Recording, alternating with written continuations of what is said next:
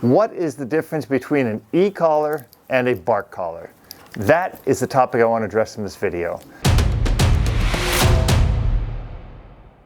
A lot of people will use a regular e-collar to stop their dogs from barking by constantly correcting their dogs every time they bark by bumping the collar, by stimulating the dog. There's a big difference between a bark collar that is designed to work automatically on your dog and your regular e-collar. Both will use a stimulation on the dog to stop and inhibit the barking, and I will address how to properly condition your dog to that later in this video. But to start with, I want to explain the difference between the bark collar and the e-collar. As I said, both will stimulate your dog. The manual control on this collar means that every time your dog barks, you need to find the remote, push the button, and hopefully get your dog to stop barking. There's several problems with that. The first problem is that you need to be there on the spot to know when your dog is going to bark, have this in your hand, and be ready to bump the button. On an automatic e-collar, that is automatically controlled by the dog's bark. There's a sensor in the collar that will sense your dog's barking and immediately stimulate the dog and will stop the dogs. Now, bark collars come in various styles. Some will emit a citronella spray, which I don't recommend. Some will vibrate and some will stimulate. In my opinion, the electronic stimulation will do the most effective, most humane job possible on your dog. There are different brands. Dogtra makes one, Garmin makes one, Sport Dog makes them, ecollar technology makes them. There are very wide variety of companies that make them. There are some really less expensive ones that you can find. I don't recommend the less expensive ones because they can malfunction and that can create a havoc with your dog. Also, look for a bark collar that will stimulate your dog based on vibration, not as much on tone. That sounds complicated, but I want to explain it to you this way. When your dog barks, that sound can carry into another collar. So therefore, if your dog is wearing a bark collar and the dog next to him is barking, it can set off and start stimulating and start shocking your dog. That's not what you want. It's going to be very negative on your dog. The newest, most effective bark collars all have a sensor, a vibration sensor in the collar itself that senses when your dog is barking and will stop that behavior. It will not pick up on the sound from the other dog.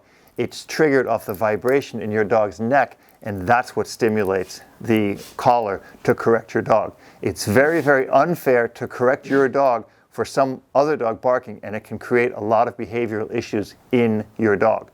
I don't like the citronella type collars because I just think generally they don't work and they're not effective on your dog. If you're using an e-collar to stop the barking on your dog, it will send a negative signal because generally, most every single person will get frustrated with their dog's barking. And when they're frustrated, then they'll start bumping this and there will be that tension between the dog and the person. That's something you really don't want to have in this kind of situation. You just want the dog to stop barking.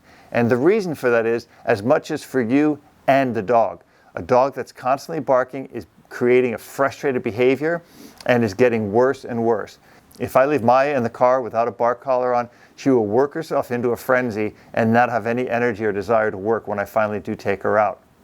If I put a bark collar on her, she understands it's going to correct her, and at one point, I noticed a year or so after using it, I never even needed to charge it or turn it on anymore. It just automatically worked.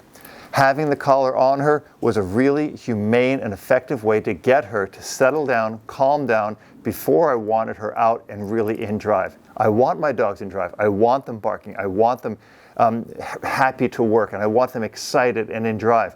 But I want that when I want that, not when the dog is waiting in the car, and it's something that's going to destroy the drive of your dog if the dog is constantly barking in the car.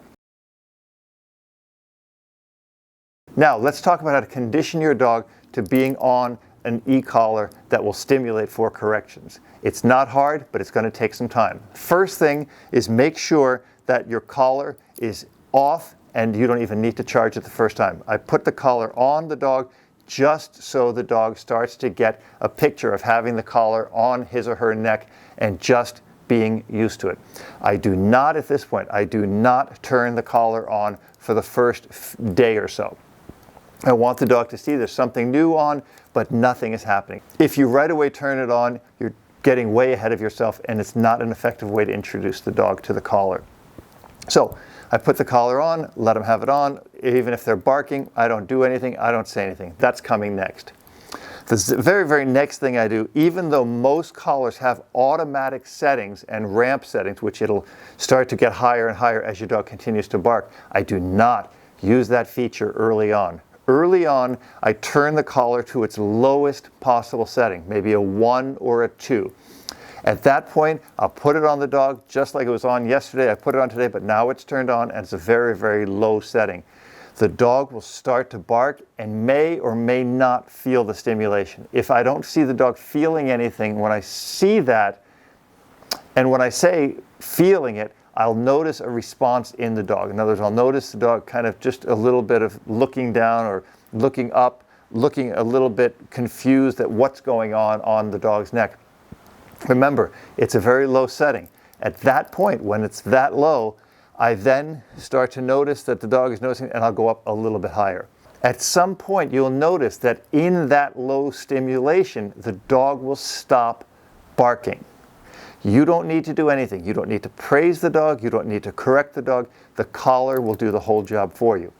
When you notice the dog at that level starting to notice that there's something going on, you can go one level higher and stay there for a while. And you'll start to see the dog will bark, will notice something, will kind of act surprised, and when that happens and he stops barking, the collar is doing its job. At that point, you can set the collar to either that level or to the automatic setting starting there. So the collar will know. It'll start at a 1, at a 2, at a 3, and when the dog stops barking, whether that's at the 1, 2, or the 3, the collar resets itself. The good collars will then go back to 1.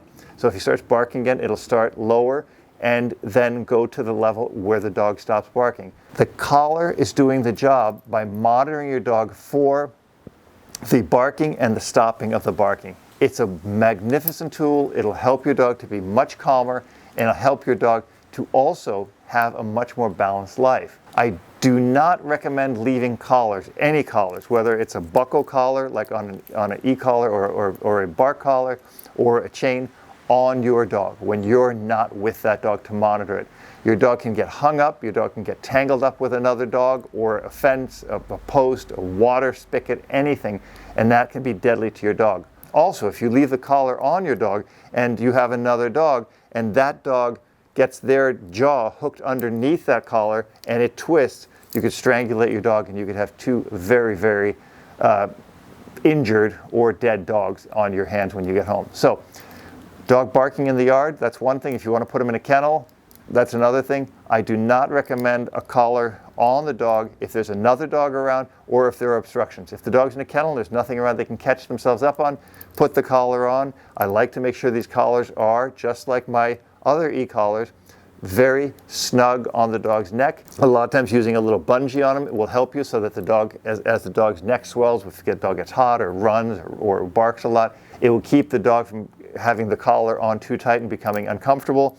But the collar should be snug when it's on. This also prevents travel in the dog's neck, and it will prevent your dog from getting abrasions from the prongs moving too much on the dog's neck. So if you decide to use an e-collar on your dog, it's a great, great tool. If you decide to do something about the barking for your dog, please consider using a regular bark collar.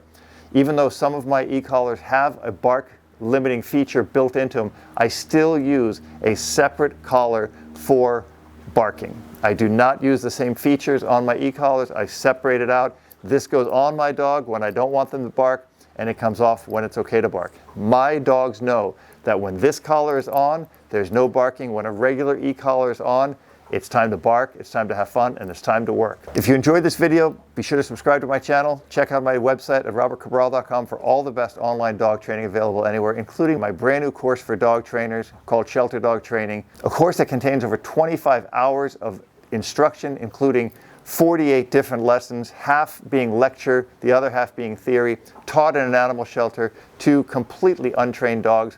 It will give you the tools to be the best dog trainer you can possibly be.